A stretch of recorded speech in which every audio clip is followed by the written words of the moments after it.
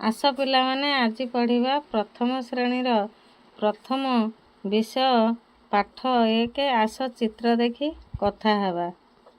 ଆମ ପରିବାର ପିଲାମାନେ ଏଠି ବାପା ମା ଭାଇ ଭଉଣୀ ଅଛନ୍ତି, ଜେଜେ ବି ଅଛନ୍ତି। ଆଉ ବାପା ଝୋଟି ପକାଉଛନ୍ତି, ଝିଅଟି ବସିକି ଦେଖୁଛନ୍ତି। ଆଉ ବିଲେଇଟିଏ ପୁଷି ବିଲେଇ ସିଏ ବି ବସିଛି। ଏଠି ଭାଇ ଭଉଣୀ 2 ଜଣ ଖେଳୁଛନ୍ତି। ଆଉ ଗୋଟିଏ କୁକୁରଟିଏ ଅଛି। ଏଠି ଜେଜେମା ନାତିକି ଧରିକି ଖେଳଉଛନ୍ତି। ଆଉ ବାପା ଗୋଟେ ସ୍କୁଟର ଗାଡ଼ି ପାଖରେ ଛିଡ଼ା ହେଇଛନ୍ତି। ଆଉ ଏଠି ବାପା ଚଉଁରା ପୂଜା କରୁଛନ୍ତି। ଝିଅଟି ଜୁହାର ହେଉଛି।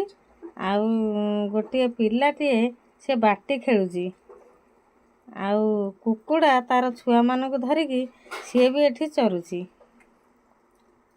ଆସ କଥା ହେବା। 1 ତୁମ କ ନମ୍ବର ତୁମ ପରିବାରରେ କେଉଁମାନେ ରୁହନ୍ତି? ତୁମ ପରିବାରରେ ବାପା ମା ଜେଜେବାପା ଜେଜେମା ଭାଇ ଭଉଣୀ ସାଙ୍ଗ ହୋଇକି ରୁହନ୍ତି। ଖ ତୁମ ପରିବାରରେ ସବୁଠାରୁ ବଡ଼ କିଏ? ତୁମ ପରିବାରରେ ସବୁଠାରୁ ବଡ଼ ହେଲା ଜେଜେବାପା। ଗ ତୁମ ଘରେ କେଉଁ ସବୁ ଖେଳ ଖେଳୁଛ? କେଉଁ ଖେଳ ଖେଳୁଛ?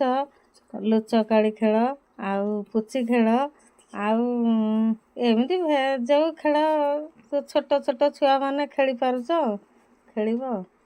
ଘ ତୁମ ଘରେ କିଏ କେଉଁ କାମ କରନ୍ତି?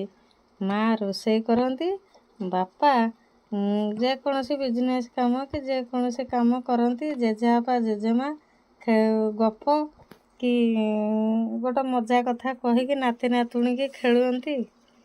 2 ସାଙ୍ଗସାଥୀଙ୍କ ସହ ତଳେ ଥିବା ଚିତ୍ରକୁ ନେଇ ଆଲୋଚନା କରି କୁହ।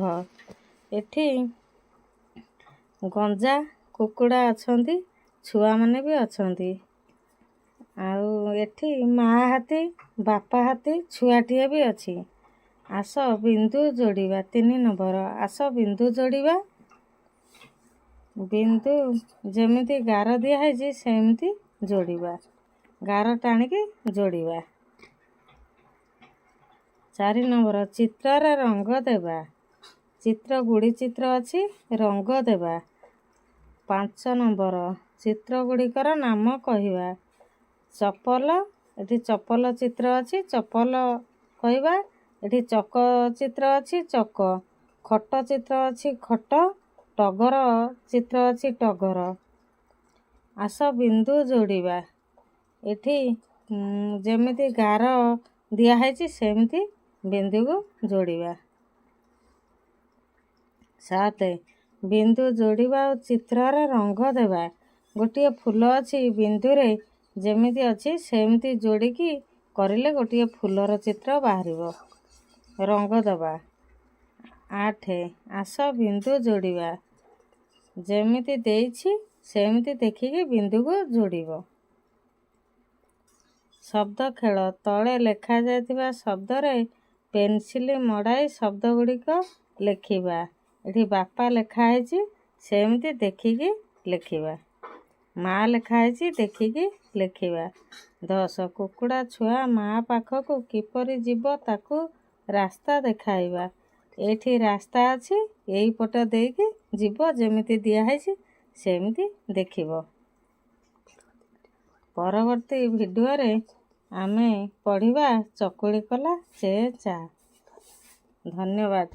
ଯଦି ଭିଡ଼ିଓଟି ଭଲ ଲାଗିଥାଏ ଗୋଟିଏ ଲାଇକ୍ କରିବ।